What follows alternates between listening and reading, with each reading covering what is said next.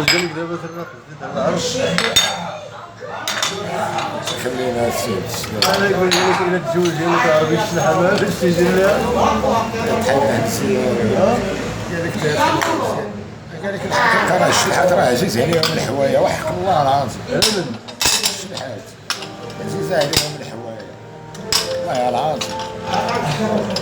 واحد السيد صاحبي مشاو الشلحه مشاو من كازين امها ملي بحرات تزوجها تيمشي تيبغي يدير شي واحد تيقول لها سيري جيبي هذيك الحصيره وتتمشي تجيب الحصيره ديما يقول لها خطرتها وقت الموبايل تتمشي تجيب الحصيره. واحد النهار هو يقول لها سيري جيبي لي يمينك وهي تمشي جابت الحصيره